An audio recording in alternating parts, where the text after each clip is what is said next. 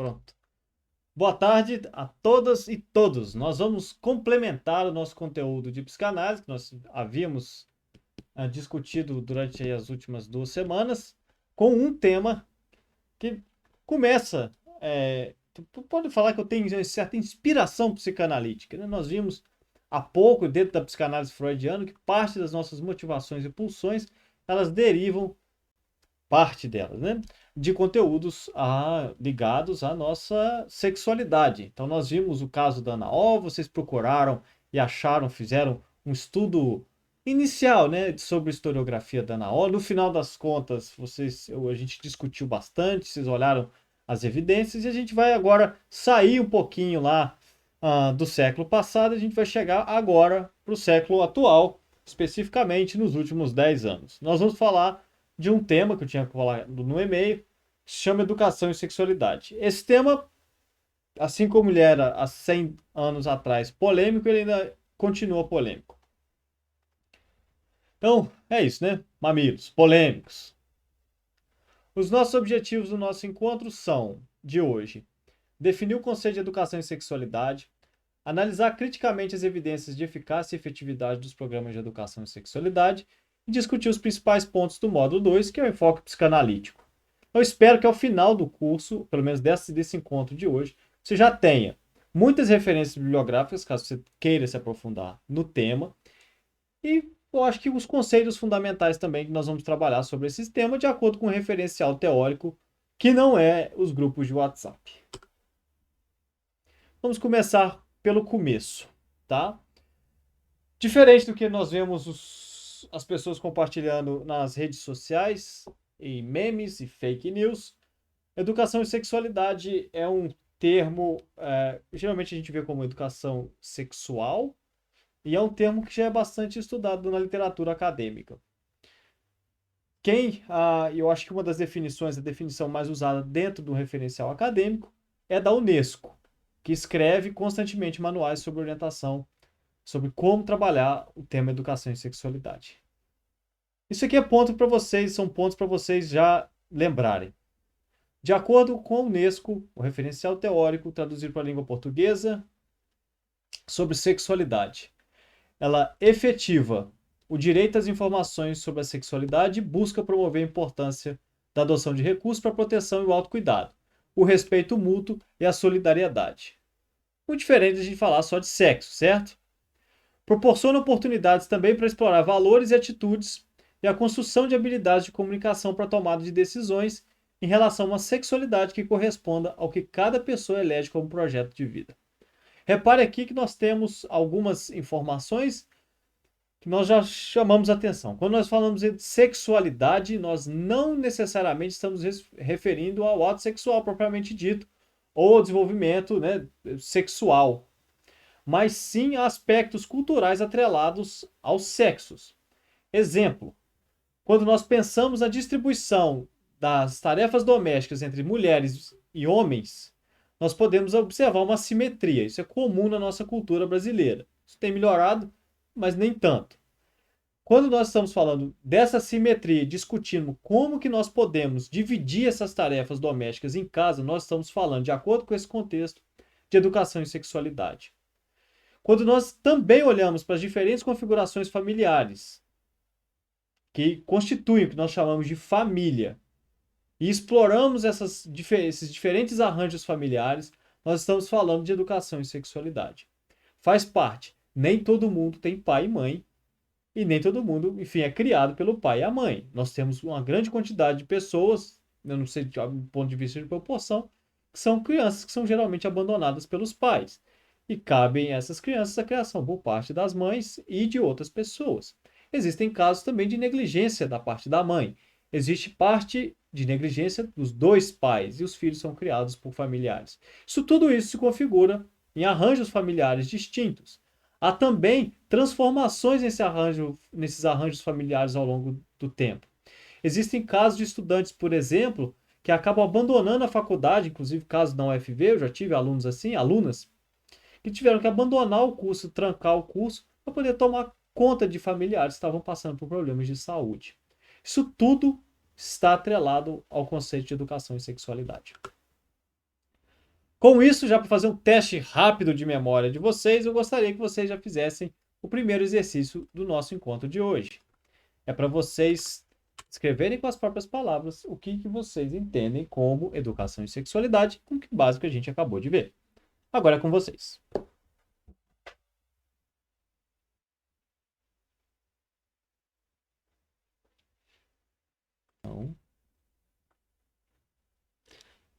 Então, nossa querida amiga Melissa já terminou, falou pra gente um pouquinho.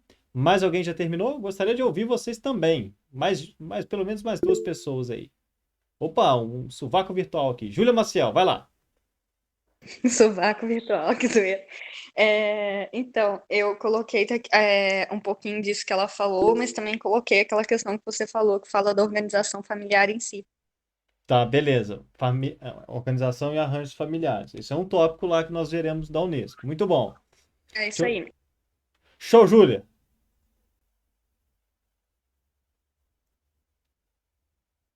A Bruna só mandou aqui um quê? Mais alguém aí disposto a.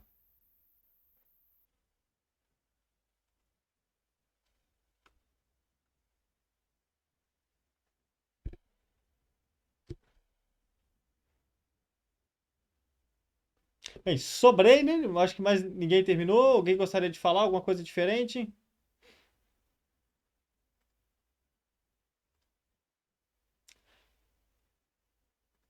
Augusto, cuidado com a webcam, hein?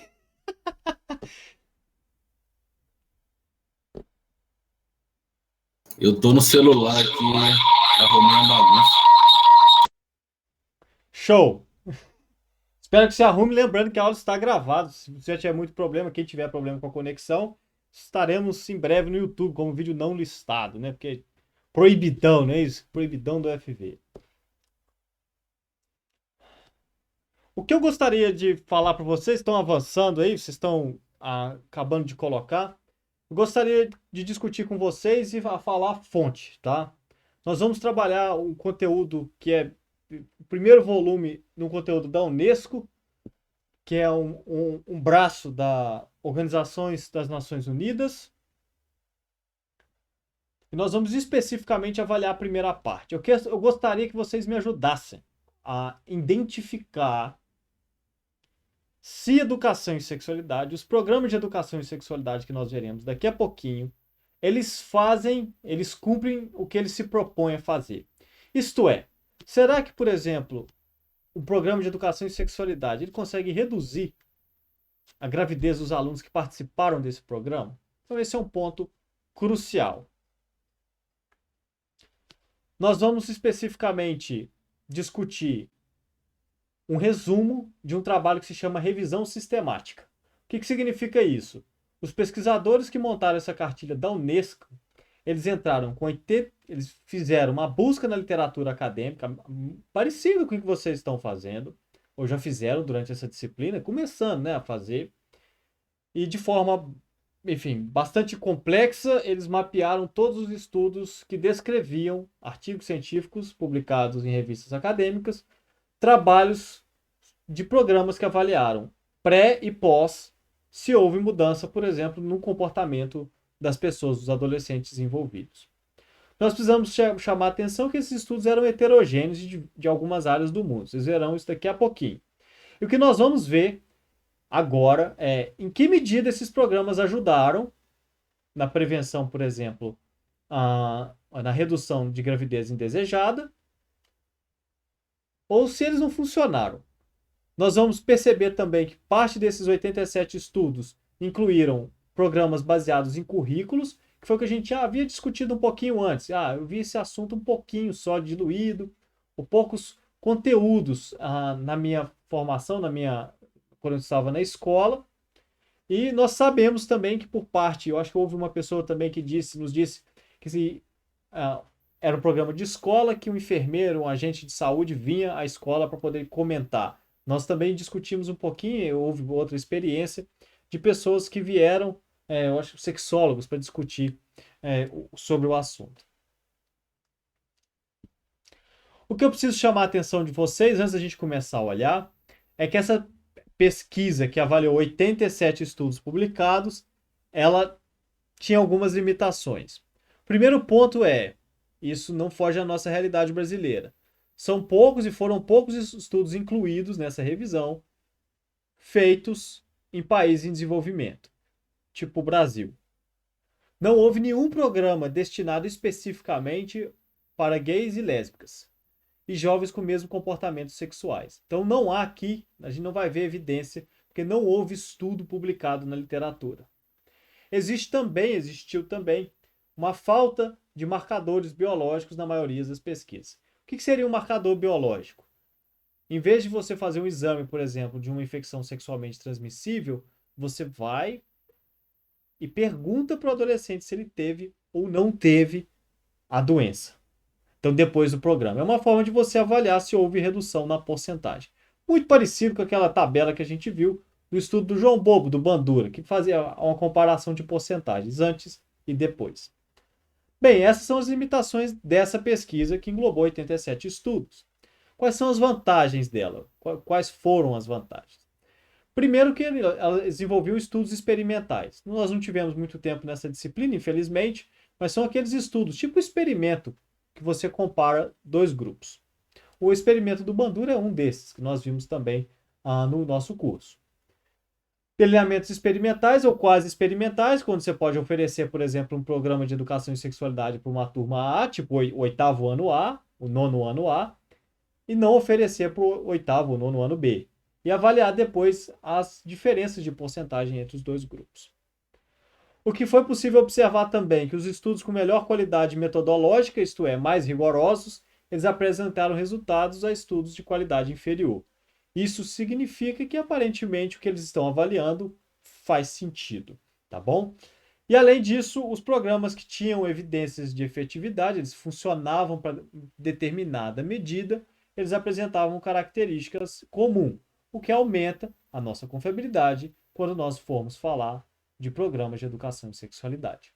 Então, antes da gente começar a descrever quais são as características dos melhores programas de educação e sexualidade, nós veremos, daqueles que existem na literatura científica, quais são, enfim, se eles funcionam, tá bom? Então, essa é uma discussão que eu acho que poderia ter sido muito melhor aproveitada com quem é contra a educação e sexualidade. A pessoa que é contrária à educação e sexualidade podia, se ela tivesse acesso ao estudo acadêmico, a esse tipo de argumentação que eu acho que seria muito melhor do que falar um monte de asneira e propagá-la através das redes sociais ou dos botequins da vida. Com todo respeito aos botequins da vida. Então, quais são as preocupações comuns que esses programas de educação e sexualidade, esses estudos, buscaram responder e avaliar? A primeira preocupação comum dos programas de educação e sexualidade, quando a gente pensa em educação e sexualidade, é afirmar: se falar de sexo na escola, os adolescentes, os pré-adolescentes começarão a fazer sexo primeiro, ou de forma antecipada. Eles vão iniciar a vida sexual, tá bom? Agora eu gostaria de fazer uma enquete com vocês. Eu vou colocar aqui não coloquem ainda nada, por favor, leva. Boa noite. Deixa eu ver aqui quem que entrou agora. Boa noite, Marcelo.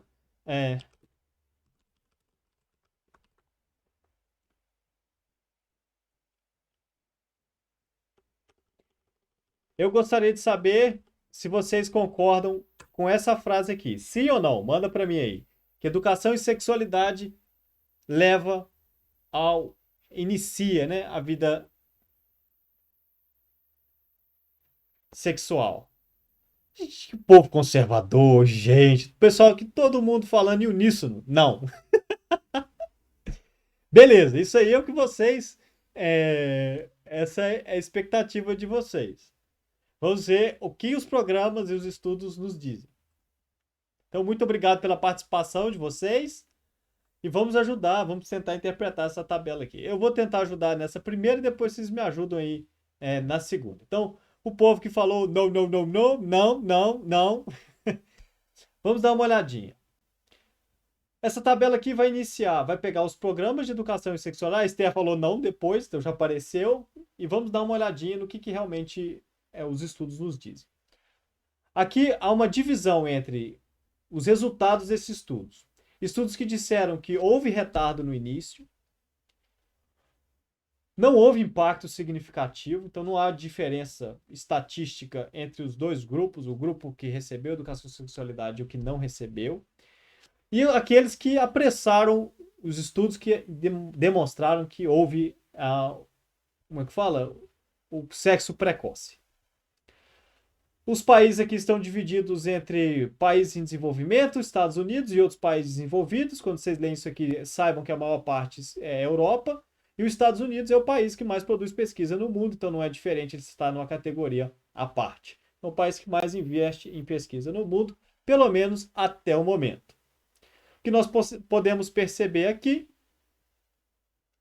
que 37% dos 87 estudos, e vocês vão perceber que esse número aqui vai variar, porque nem todo estudo avaliou essa medida aqui. 37%, aproximadamente aí um terço dos estudos, diz que há retardo no início. A maior parte dos estudos diz que não há impacto significativo nenhum. Então, o que nós podemos assumir aqui, concluir rapidamente, é que educação em sexualidade pode, né, causar retardo no início. E qualquer preocupação que vá na direção que ela apressa o início, você pode falar, ó, os fatos, com base na literatura acadêmica e uma revisão sistemática produzida pela Unesco, dizem o contrário. E contra a realidade não tem como brigar. Então você pode continuar vivendo na fantasia ou aceitar que a educação em sexualidade não leva ao sexo precoce. Pelo contrário, ela pode, em alguns casos, os programas de educação em sexualidade, retardarem o seu início. Bem, vocês falaram não, eu vou aceitar a resposta como um palpite correto, e é isso. Mas a maior parte dos programas, não, eles não causam mudanças no início da vida sexual. Vamos para a segunda enquete agora. Deixa eu só digitar aqui para ficar mais fácil de separar. E agora a gente já viu que nós temos duas opções. Três opções, né?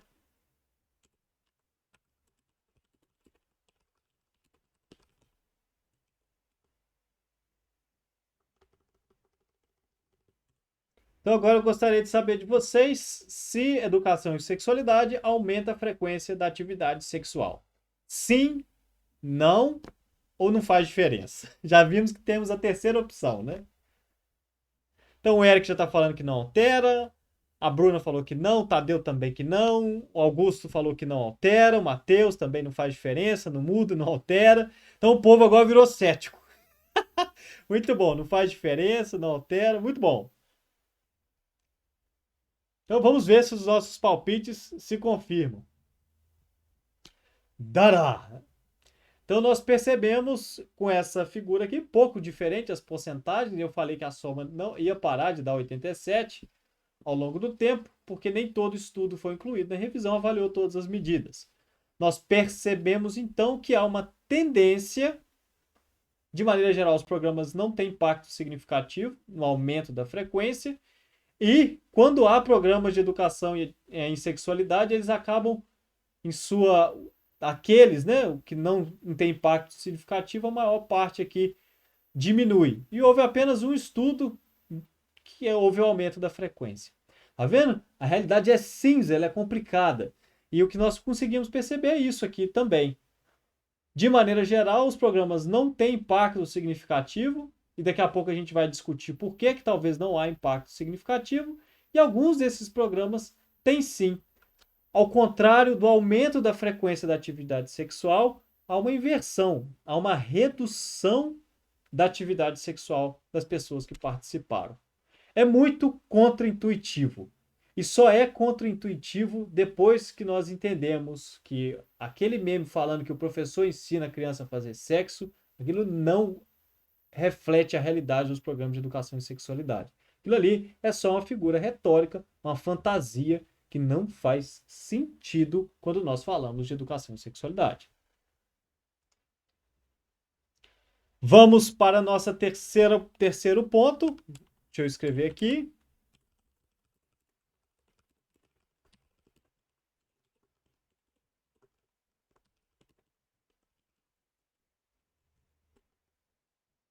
Agora eu gostaria que vocês apostassem também se ele aumenta, diminui ou não altera a quantidade de parceiros sexuais. Você pode fazer mais sexo com a mesma pessoa, você pode fazer mais sexo com mais pessoas. Você não pode fazer sexo com as pessoas, né? E retardar o início da vida sexual. Então o pessoal está falando que não muda, não altera e não também. Então vamos ver se vocês acertaram. Então aqui é o fato que nós estamos avaliando, né? Que seria promiscuidade, né? Usando um termo, enfim, pode ser aplicado, mas geralmente está associado com perversão sexual. Mas o que nós vemos aqui é novamente diminuição da quantidade de parceiros sexuais e a maioria dos programas voltando novamente a falar que não houve impacto significativo.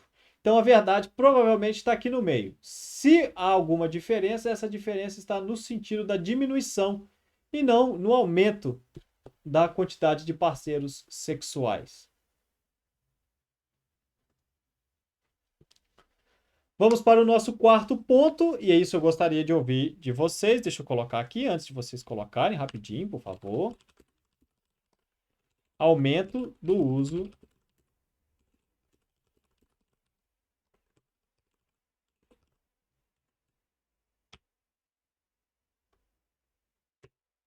Então, agora é com vocês. Aumenta o uso de preservativos? Sim, não faz diferença. O pessoal está falando que sim, aumenta o uso, essa é a nossa perspectiva de educação e sexualidade. Vamos dar uma olhadinha. Muito obrigado, gente, pela participação. Vamos ver o que acontece agora. Vocês estão corretas e corretos. Na sua maioria, enfim, a maioria dos programas não há aumento significativo. E quando há quando há diferença, perdão, nós percebemos que ela está na direção do aumento do uso de preservativo. Então, até então, nós vimos que educação e sexualidade, os programas, a gente vai falar daqui a pouquinho das características desses programas, daqueles que funcionam especificamente, nós vimos que ela não leva a educação ao sexo precoce, ao início da vida sexual, ela provavelmente reduz a quantidade de parceiros sexuais, diminui a frequência da atividade sexual e aumenta o uso de preservativos.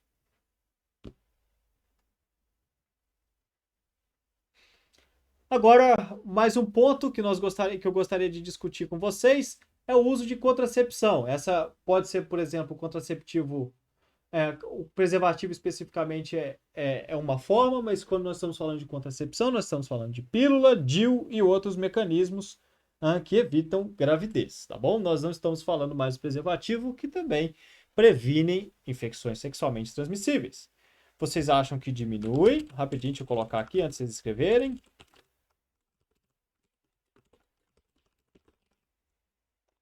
Contracepção.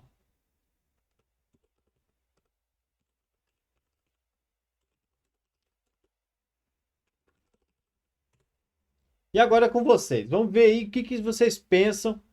De curiosidade, vamos avaliar. Então, sim, altera o uso. Não altera. Que nós estamos vendo. Aqui o assunto ficou polêmico, hein? Mamilos.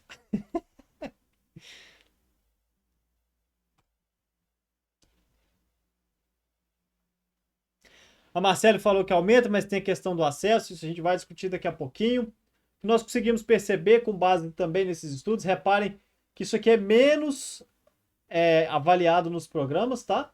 São poucos estudos desses 87 que avaliaram, mas desses estudos nós conseguimos perceber naturalmente também que a maior parte deles não houve impacto significativo e há uma certa tendência ao aumento de uso da contracepção. Coisa que vocês já colocaram aqui. E eu acho muito bacana, que eu acho que o palpite de vocês já estão muito informadas sobre o assunto, né? Então os palpites estão funcionando perfeitamente. E agora, para terminarmos, eu gostaria de saber se vocês acham que educação e sexualidade aumenta as condutas de risco sexual. Então eu vou colocar aqui aumenta as condutas de risco sexual. E eu gostaria de perguntar para vocês... vocês são muito safos e safas. Nem expliquei ainda, né, o que é conduta de risco sexual, mas especificamente existe uma conduta de risco sexual que eles avaliaram. E eu gostaria de saber se vocês têm ideia do que pode ser uma conduta de risco sexual. O que seria um comportamento que aumenta o seu risco quando você pratica atividade sexual? Sexo. Antes de colocar diminui e aumenta. O que é conduta de risco sexual e o que esses estudos falam? Gostaria que vocês tentassem sem medo de errar. Nós não estamos aqui. Isso, qual comportamento que você pode ter que aumenta, por exemplo, o risco de contrair uma doença, de você ficar grávida. Então, não usar o preservativo, que a gente viu, se relacionar com pessoas desconhecidas, e existe outro tipo de conduta. O Matheus falou sexo sem proteção, sexo oral, vários parceiros. Então, sem preservativo fica complicado, porque aumenta a taxa. E existe uma também, que é o goró. É o uso de álcool e outras drogas. Que podem gerar, enfim, problemas e o aumento, né, a redução do uso de preservativo. Não é isso? Não sei se já aconteceu isso na vida de vocês. Aquele negócio, você sai, toma uma cachaça, tem um encontro amoroso, no final das contas, a conversão, né? No final da noite, de manhã, vai saber, e aí no final das contas você estava tão chapado que você esqueceu de se proteger. Então essa também é uma conduta de risco, usar drogas. Então, vai ser também trabalhado nos programas de educação e sexualidade, que se você usar, consumir, que você desenvolva estratégias para que isso não acabe acontecendo. Então, de maneira geral, nós entendemos e conseguimos observar nos programas que há, sim, redução de risco desse tipo de conduta sexual. Então, existem, por exemplo, como o Matheus tinha apontado também, o sexo sem proteção, você ter múltiplos parceiros, risco de estupro também, o uso de drogas, muito bem lembrado pela Bruna, a pessoa fica inconsciente. Nós vimos casos terríveis, um ficou muito popular no ano passado, né? Isso aconteceu em Florianópolis, numa boate em Jurerê Internacional, se não me engano. Um caso terrível, que a pessoa foi humilhada ainda pelo advogado, foi gravado, uma situação péssima, né? E entre outros, né? Bem, nós vimos então, até então, vimos 6 medidas, e dentro dessas medidas nós percebemos que existem programas, a maior parte deles não causa diferença nessas medidas que nós avaliamos, e há uma certa tendência de que esses programas de educação e sexualidade, quando aplicados, eles podem ser úteis para a melhoria da nossa saúde. Então, uma vida sem infecções sexualmente transmissíveis é uma vida melhor. Uma vida em que não há gravidez indesejada é uma vida mais fácil, não é isso? Imaginamos, eu não sei se nós temos aqui o caso, você tem uma gravidez indesejada e você está na faculdade, às vezes está no ensino médio, ensino fundamental. E aí, o nosso maior problema vai ser como que eu vou conciliar o resto dos meus estudos com a criação de uma criança, como que eu vou compartilhar, enfim, as atividades que envolvem e compartilhar minha atenção e como eu vou sobreviver. A vida fica muito mais complicada quando há necessidade de uma gravidez indesejada. Estou falando que toda gravidez precisa ser proibida, o Henrique virou um abortista, nada disso. Não estou falando disso. É uma decisão que as pessoas tomam, certo?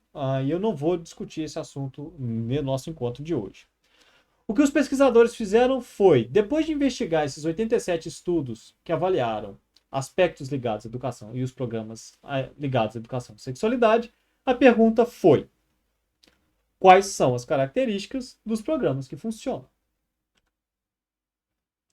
O que nós percebemos dentro dos estudos e os programas de educação e sexualidade é que para esses programas funcionarem, eles precisam ter duração mínima. E os programas com maior eficácia são aqueles programas com duração de 50 minutos, de pelo menos 12 sessões.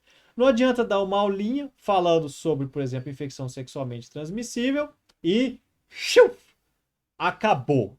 Então, um bom programa de educação em sexualidade, ele vai ter pelo menos, ele vai ter uma estrutura, ele vai acontecer de forma, geralmente, todo ano, ao longo do tempo, ao longo do desenvolvimento, e a estrutura é de 12 sessões de pelo menos 50 minutos, que seria uma aula, certo? Além disso, esse é um ponto curiosíssimo, é que a educação em sexualidade, ela precisa, o conteúdo dela precisa ser adaptado para cada faixa etária. Nós estamos vendo aqui nessa figura, nessa ilustração, que eu acho muito legal aqui, uma aula de educação em sexualidade, adaptada para a faixa etária. Então as crianças aqui, elas estão nascendo através do parto vaginal. Então é uma aula adaptada. A professora não precisa ensinar as crianças novas a fazerem sexo.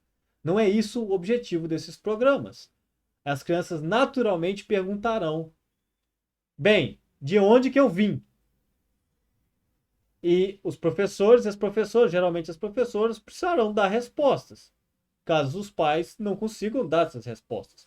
Lembrando que sexo é um tema, e a sexualidade é um tema tabu na nossa sociedade.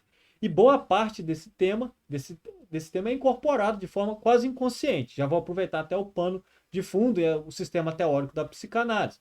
O nosso superego, parte dele é inconsciente. Nós herdamos crenças e sistemas de crenças que nos fazem nos comportar. E nem sempre a gente tem consciência deles, se eles são certos ou errados. Então esse é o primeiro ponto. Esses programas são adaptados para cada faixa etária. Totalmente diferente das loucuras que nós encontramos nas redes sociais. Um outro ponto também comum nos bons programas de educação em sexualidade, que os educadores que participam precisam ser capazes e motivados. Eles precisam ter uma capacidade de comunicação com seus estudantes, usar metodologias participativas de aprendizado, que vocês vão aprender muitas dessas metodologias quando vocês forem fazer a disciplina de didática, que ela é sequencial. A Psicologia da Educação é um curso anterior à didática, então vocês vão ver e estudar algumas dessas estratégias participativas e ativas, e os professores precisam receber treinamento. Isso é um ponto comum também, isso acaba infelizmente acontecendo no nosso sistema educacional, no nosso país. Há muitas demandas que a sociedade ela pede para que os professores incorporem na prática docente, só que os professores não têm tempo para se prepararem, receber treinamento adequado e fazerem as atividades, desempenharem as atividades. É como se a educação fosse a resposta padrão para todos os problemas da humanidade. E os professores fossem responsáveis por tudo. Nosso Brasil, né, dado a nossa, como é que fala, a falta de reconhecimento da profissão do professor pela sociedade, a gente não sofre tanto isso. Mas as condições de trabalho, às vezes, geralmente impedem.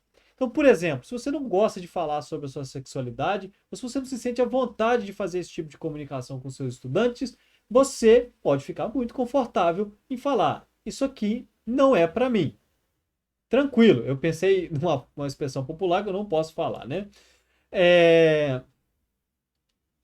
Então, como é que fala? Eu vou reprimir aqui. Então, o ponto central é: o que vocês precisam saber dessa conversa de hoje é o que é educação em sexualidade. Nosso objetivo não é sair todo mundo aqui falando: não, vou aqui doutrinar as crianças em educação em sexualidade. Não é isso o nosso objetivo.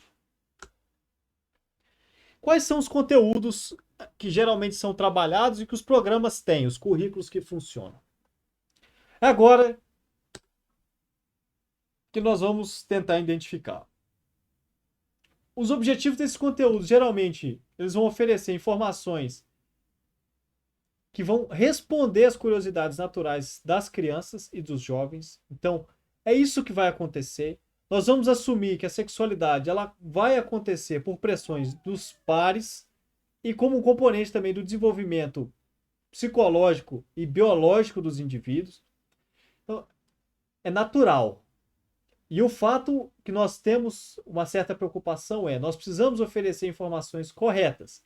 Porque se os adolescentes ficarem por conta de buscarem as próprias informações, eles provavelmente encontrarão respostas problemáticas que depois gerarão problemas que afetarão as vidas dos nossos jovens e adolescentes.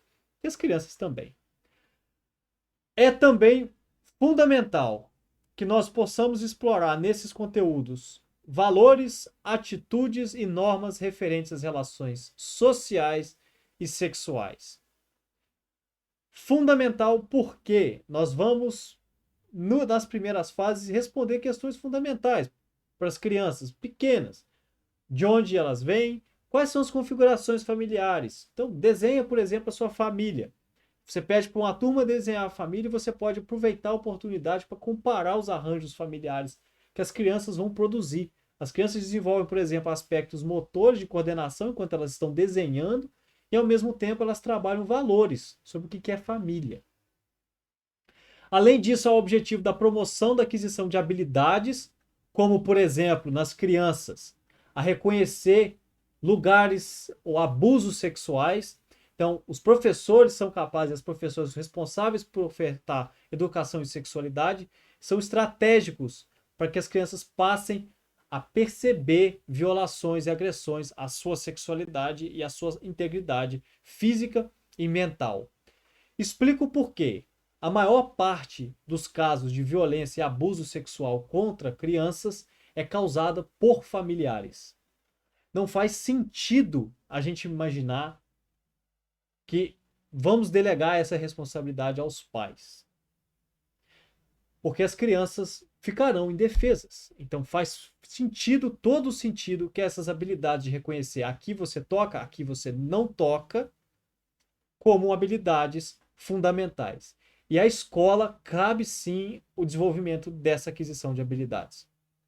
Além disso, nós precisamos estimular, durante as fases de educação em sexualidade, para que os jovens assumam responsabilidade pelo próprio comportamento e respeitarem o direito de terceiros. Nós vimos também no ano passado, se não me engano, foi o caso, se não me engano, a Mariana, que foi o caso que ficou famoso. Nós tivemos um colunista e um comentarista de YouTube, eu acho que de uma rádio na época, que falou uma coisa que quase culpabilizou a jovem pela condição de ter sido violada e estuprada dentro da boate. Então, ali nós precisamos tomar muito cuidado, porque o que há também é uma falta de respeito por parte do terceiro. Mas você reconhece que a pessoa não está em condição de nada, a pessoa está quase inconsciente.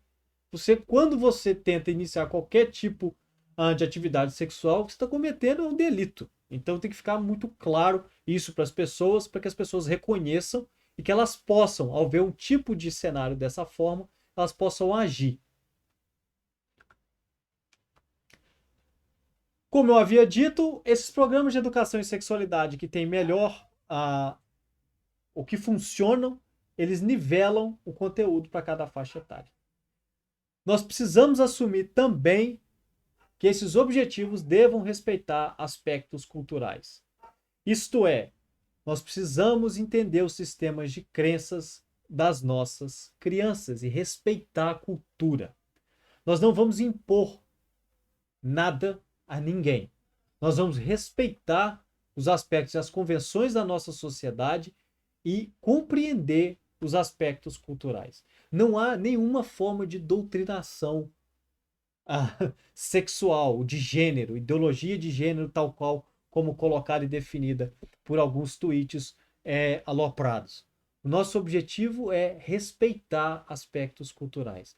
Se uma pessoa tem um sistema de crença, assume um determinado padrão religioso, nós respeitamos. Não faz sentido nós impormos nada a ninguém. Quais são os conceitos chaves que são trabalhados em seus diferentes níveis? Relacionamentos, valores, atitudes e habilidades, aspectos culturais ligados ao sexo e à nossa sexualidade. Vou falar sexualidade porque é um conceito mais amplo. O desenvolvimento humano, comportamento sexual, a saúde sexual e reprodutiva. Vou dar um exemplo específico para a parte de relacionamentos. Dentro do tópico de relacionamento, nós temos vários conceitos chaves e tópicos. Por exemplo, relacionamentos, nós temos famílias.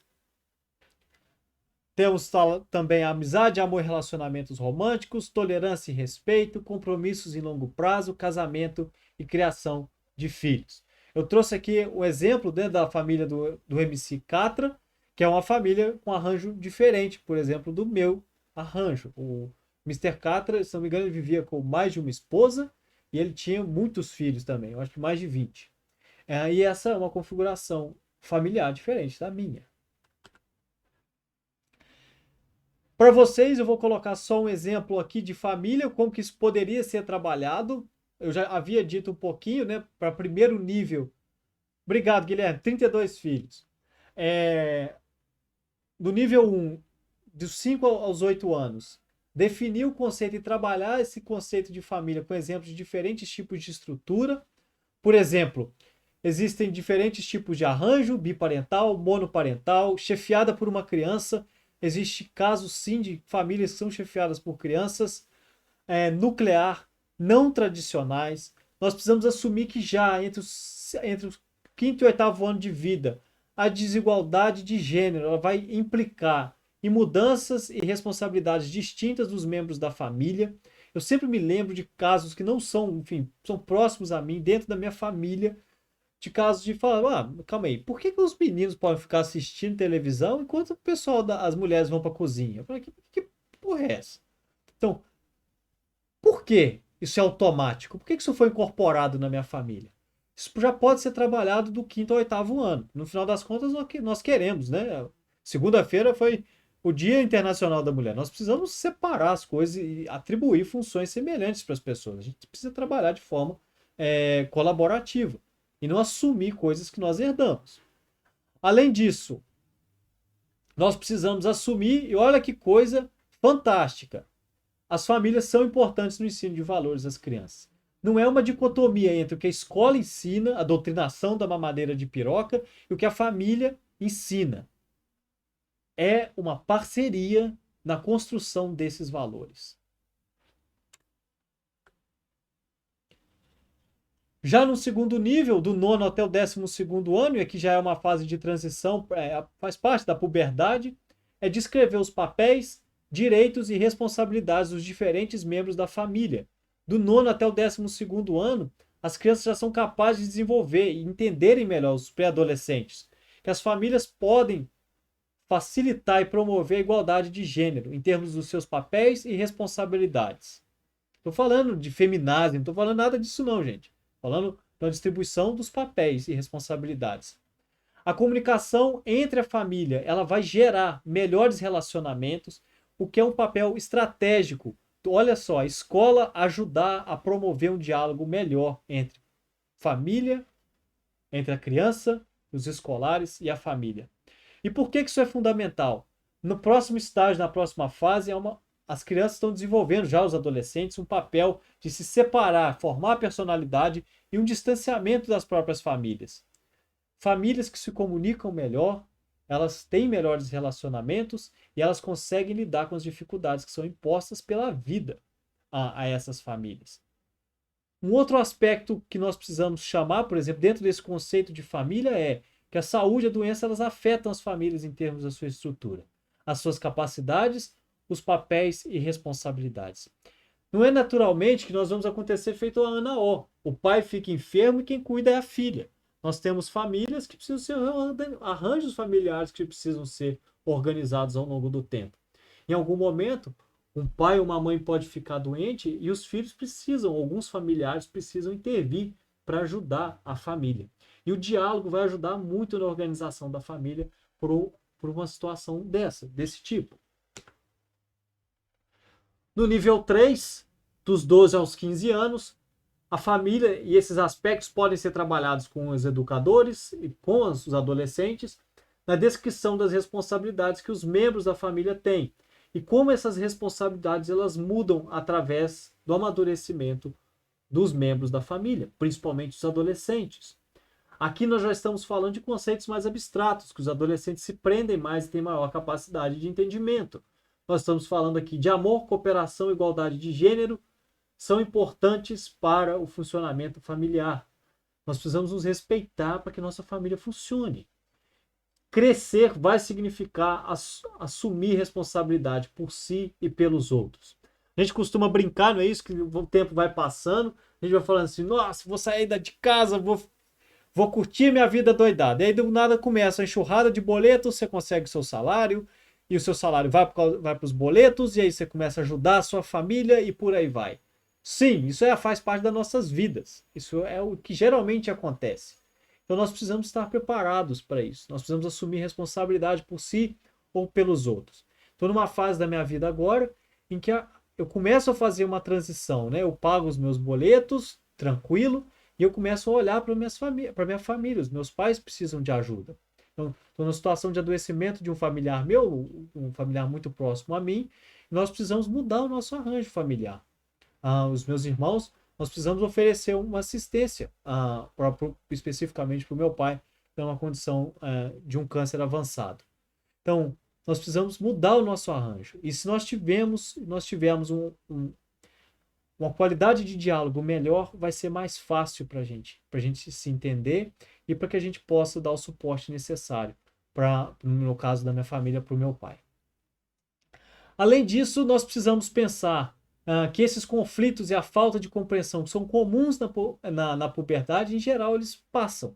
Então é a fase, né, de revolta que alguns adolescentes passam, mas nem todos passam. Então, se você não sentiu isso, você não teve nada disso, beleza, faz parte, que bom. Então nós precisamos trabalhar esses assuntos para que os arranjos e as brigas acabem sendo evitadas. Dos 15 aos 18, nós já estamos discutindo aspectos ligados ao sexo propriamente dito e o seu impacto na sua família. Aspectos, por exemplo, sobre gravidez indesejada, revelação de HIV. Nós temos, infelizmente, indicadores epidemiológicos mostrando que a quantidade de casos de HIV tem aumentado no nosso país. Nós sabemos que é uma doença que é controlada, mas infelizmente não tem cura. Pelo menos ainda. E nós temos algumas ideias-chave que podem ser trabalhadas. Exemplos: papéis de membros de família, eles mudam quando o mais jovem revela que é HIV, quando ele recusa um casamento arranjado, que faz parte, ou revela a sua orientação sexual. Que haverá sistemas de apoio que as famílias podem recorrer. Então, existem ainda sistemas do serviço social, existem apoios dentro da escola e arranjos, né, de amigos e famílias que podem acabar ajudando. Quando nós apoiamos, e outro valor que pode ser trabalhado, a ideia é que quando a gente se apoia em respeito mútuo, as famílias sobrevivem às crises. Então, reparem que não há dicotomia entre escola e família. Nós estamos tentando facilitar o diálogo e a promoção e criação de novos arranjos familiares. Seja eles os mais distintos possíveis, todos esses respeitando, criando, né, pautados no respeito mútuo. Essa é a ideia do que nós vemos dos conteúdos e das ideias-chaves associadas e separadas para cada faixa etária. Eu não vou, por causa do tempo, me alongar muito a um segundo exemplo que eu tinha trazido para vocês sobre sexo, sexualidade e ciclo de vida sexual. Então, vou pincelar aqui do que seria do 5º ao 8º ano, mais uma vez conteúdo adaptado aqui. Nós vamos falar que a maior parte das crianças vão ter curiosidade pelo corpo. É natural explorar partes do corpo, inclusive as partes íntimas. E aqui nós podemos ensinar quais são as partes íntimas e quais são as partes que não é legal outras pessoas te tocarem.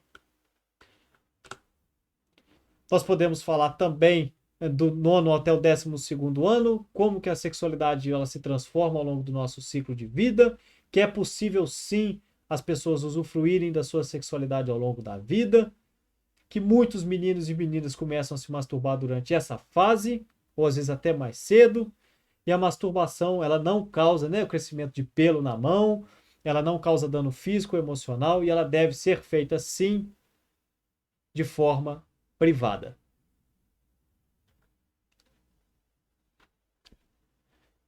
E qual é o ponto? Vou falar mais um pouquinho aqui, daqui a pouco a gente enfatiza. Do 12º ao 15º ano de vida, explicar como que a sexualidade ela se expressa ao longo da vida, que é normal nós termos sentimentos, fantasias e desejos sexuais, isso acontece ao longo da nossa vida, e eu acho que a psicanálise nos ajuda muito a normalizar parte desses pontos.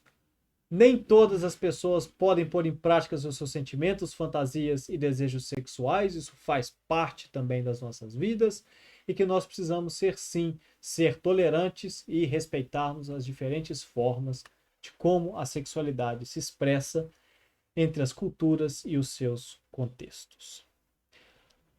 Bem, eu vi aqui alguns comentários, a Júlia comentou aqui que é muito complicado tocar em alguns assuntos e respeitar as questões religiosas. É sim, Júlia, e eu acredito que nós devamos sempre levar em consideração o conteúdo que nós precisamos ensinar, respeitando o background e a origem, os valores que as famílias têm. De maneira geral, os professores e as professoras, eles conseguem perceber, dado o contato com os alunos, se há coisas estranhas acontecendo. Vocês vão perceber, isso eu acho que é um dos pontos comuns entre os pediatras e principalmente os psicólogos infantis, que eles falam: a criança que me aparece com um problema, ela é geralmente uma consequência de problemas estruturais, de problemas da família. Então, ah, é difícil sim, é difícil a gente estabelecer um balanço, mas o ponto central e o nosso objetivo da nossa conversa aqui é eu conseguir mostrar para vocês o que é educação em sexualidade de acordo com a literatura acadêmica e o quão distinta ela é do que alguns grupões aí de Zap acabam nos mostrando. Do 12º ao 15º, nós precisamos entender que a sexualidade é completa e multifacetada e quando expressada com respeito, ela pode potencializar o bem-estar das pessoas, não é isso? Nós precisamos lembrar que a sexualidade ela pode mudar ao longo da vida, a pessoa pode estar heterossexual, estar gay, lésbica e, enfim, ir trocando em um momento da vida, abrir mão da vida sexual, ou pelo menos de parceiros sexuais. Então nós temos diferentes arranjos sexuais. Eu acho que eles são muito bem expressos, por exemplo, na sigla, né, do LGBT. Então, são tantas as facetas que essa sigla tem aumentado de tamanho, não é isso? Ela começou com LGBT, se não me engano, LGBT, se não me engano. Começou assim, e agora existem outras siglas, né? LGBTQIA+. Então, quando nós pensamos e tentamos dividir a complexidade do ser humano de acordo com a sua sexualidade, nós conseguimos observar uma multitude de comportamentos. Bem, agora é hora de vocês responderem a parte B do nosso questionário. Eu queria saber, assim, se vocês gostariam de discutir, fazer algum tipo de colocação, é uma questão fechada, e aí vocês já podem submeter os questionários. Já tem uma resposta aqui, Thaís já mandou brasa.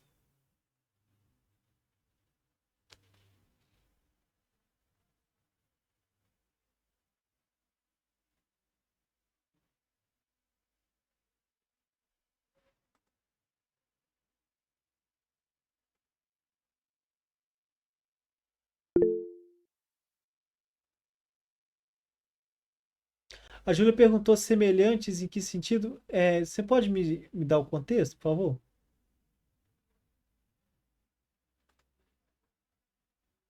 Os programas de educação e Ah, sexualidade tá. são muito semelhantes. Em alguns sentidos, sim, em outros não. Então é confuso para mim. Eu concordo com você. Eu preciso trocar. Essa está anulada, tá? Tá. Marca, deixa sem marcar, né? Obrigada. Tanto faz, não vou corrigir. Inclusive, eu já paguei agora do formulário.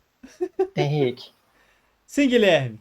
na primeira, quando você fala de maneira geral, os programas de educação em sexualidade retardam o início da vida sexual dos adolescentes, eu vou considerar o que a maioria das pesquisas indicou, ou se algumas pesquisas já tiverem indicado um retardo, eu vou marcar elas. Eu vou marcar essa alternativa. Eu assumo a maioria. A maioria? Não, beleza. Valeu. Valeu, valeu. Boa pergunta.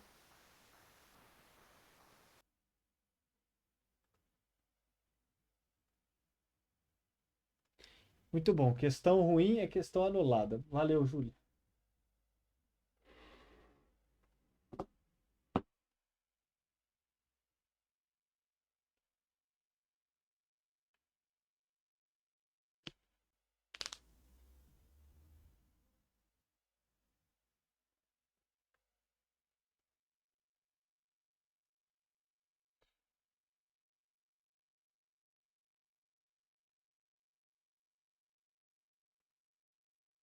Nós já temos 6 respostas. Então, Thaís, Júlia, Maria, Melissa, Júlia Maciel e Murilo Fernandes, vocês já conseguiram submeter. Peço para vocês não irem embora, porque nós vamos ainda fazer o fechamento desse módulo de psicanálise e sexualidade, né? A Júlia comentou que, independente da religião, é importante a criança saber em quais partes é ok ser tocada ou não. Sim, com certeza.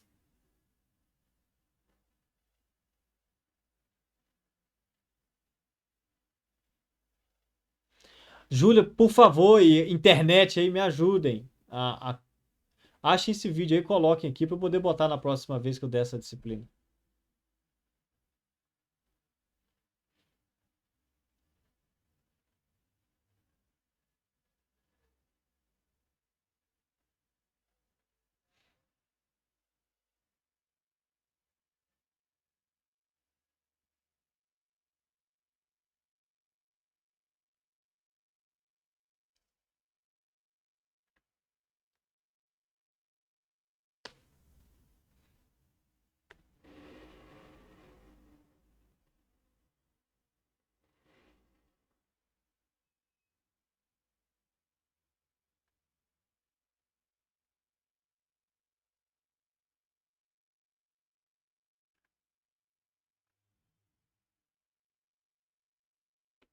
Show, obrigado.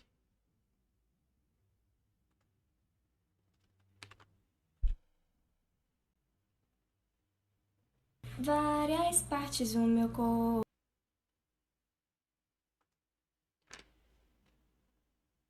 Vou incorporar, Júlia.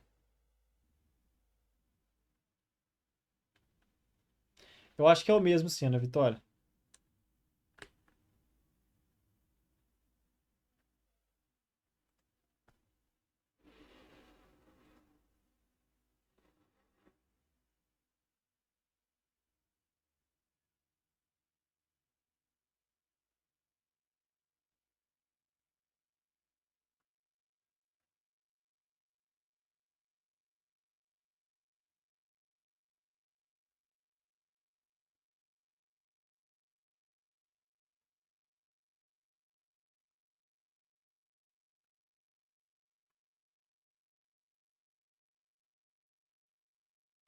Treze respostas. Enquanto vocês estão terminando, eu vou seguir aqui para a gente fazer o fechamento do nosso módulo. O que nós podemos, então, concluir desse módulo de psicanálise e sexualidade? O primeiro ponto que eu gostaria de chamar a atenção de vocês é que a psicanálise é um sistema completo. Nós vimos desde a sua constituição tentando responder problemas de saúde e a sua relação entre problemas de saúde, problemas mentais e suas consequências de sintomas físicos. Eu acho que quando nós formos pensar e quando vocês forem lembrar da psicanálise, lembre sempre do caso da Ana O, porque eu acho que ajuda muito bem a entender a história da psicanálise freudiana. A psicanálise ela vai também destacar aspectos sexuais do seu desenvolvimento. No entanto, o conceito de pulsão que nós vimos, ele se estende para além do conceito de sexo propriamente dito, do impulso sexual, da atividade sexual. Mas ele, em parte, boa parte dos componentes das nossas motivações, de acordo com a psicanálise freudiana, tem base em aspectos da nossa sexualidade. E que a educação em sexualidade ela assume um papel crítico para o desenvolvimento humano. E eu vou enfatizar isso quando nós começarmos o nosso próximo módulo, que toda criança que ela tem o seu direito, ela é violentada do ponto de vista sexual, ela vai ter, enfim, eu não vou falar toda, mas a maior parte das crianças que passam por experiências traumáticas, elas têm problemas depois de ajuste e elas vão ter problemas de saúde psicológica e saúde física. Isso para nós, enquanto sociedade, quando nós importamos, nós estamos aqui porque nós nos importamos todos uns com os outros, certo? Isso tem implicações negativas para nós na nossa sociedade.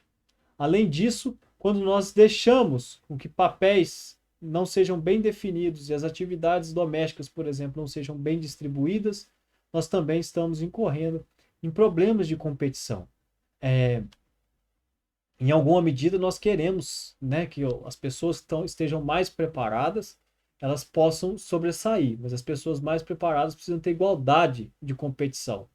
E todo tipo de força que nos leva a uma equidade melhor, a uma qualidade de competição melhor, vai provavelmente nos ajudar muito enquanto sociedade.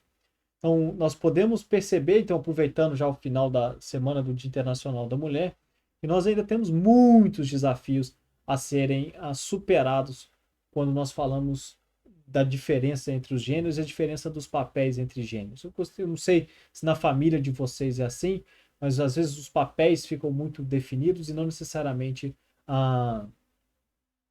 isso pode, né, no final das contas, esses aspectos podem gerar problemas de saúde. Eu ilustrei aqui especificamente quando uma pessoa fica doente, geralmente são as mulheres que tomam conta.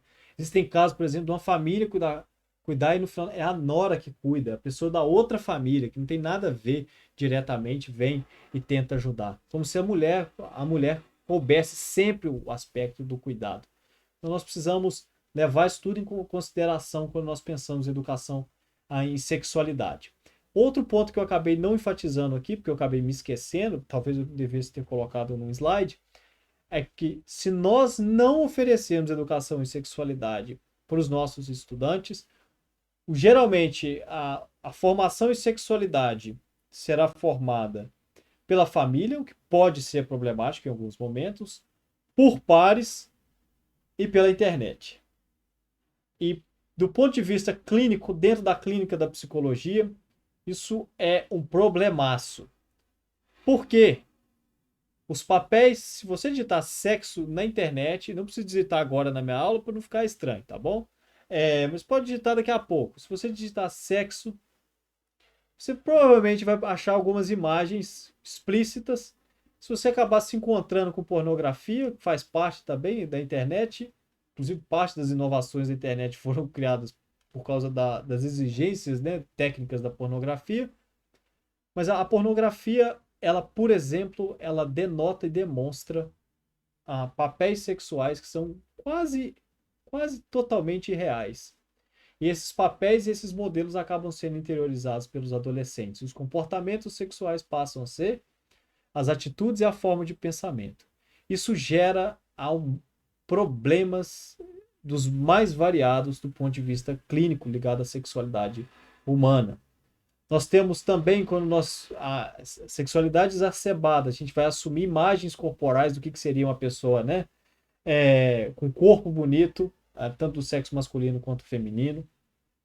Isso implica também problemas psicológicos lá na clínica.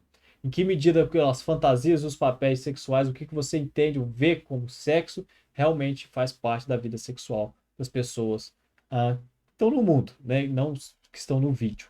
Então isso é muito, acho que é um ponto também que vale a pena ser investigado, porque eu acho que a gente tem isso em consciência para a gente entender melhor e tirar um pouco a parte de tabu desse tema e nós possamos evoluir cada vez mais. Eu acredito que ainda o tema é tabu, nós temos umas fontes de mentira, não vamos falar nem fake news, fontes de distorções da realidade, e o que nós precisamos fazer é entender, por exemplo, o que é o conceito de educação e sexualidade, para quando nós ouvirmos alguém falando, a gente possa intervir, ou pelo menos quando nós vermos algum tipo de programa, tipo o ProERD, a gente possa tentar oferecer melhoras para esse tipo de programa também.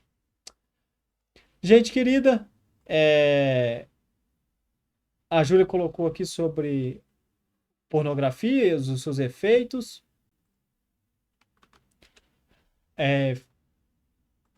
Eu acho que o link deu problema. Depois você coloca aí. E é isso, gente. Eu gostaria de agradecer a atenção. Queria saber se vocês têm algum comentário. Acabou que hoje eu falei muito mais, né? Porque eu tinha muito assunto para poder tentar colocar em uma aula só. Mas é isso. Gostaria de saber de vocês, se vocês gostariam de fazer algum comentário, alguma crítica, alguma sugestão.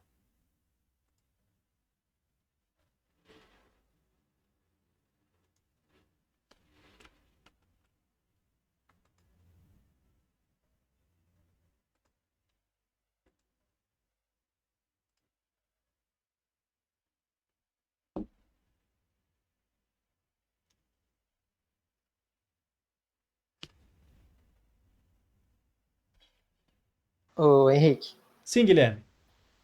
a prova vai ser terça? Sim, a prova vai fazer que a gente vai fazer aquele mesmo esquema. Vocês vão começar a fazer a prova. Terça-feira eu sento com vocês, sim, na internet. Mostro para vocês a atividade, tiro as dúvidas e aí vocês têm um tempo até a sexta-feira para entregar. Até sexta. Beleza. Eu vou fazer o seguinte, só voltar aqui. Eu não vou dar até sexta, não. Eu vou dar até a outra terça-feira para vocês terem o final de semana também, para quem trabalha. Tá. Esse formulário a gente pode responder ele até terça. Sim, correto. Beleza. Valeu. Show, então. Então nós teremos aí, vocês terão um final de semana, pelo menos, para fazer. E eu preciso falar da última avaliação. Eu acho que eu vou falar na terça-feira para eu terminar a correção, tá bom, Bruna? Eu preciso lançar também o resultado dela para vocês.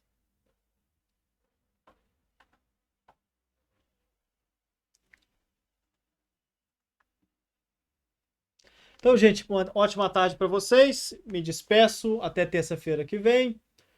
O assunto naturalmente vai cair psicanálise freudiana, que nós discutimos, e vai cair também um pouco de educação e sexualidade. Tenham todos e todas uma excelente tarde e tudo de bom para vocês. Continue se cuidando, por favor.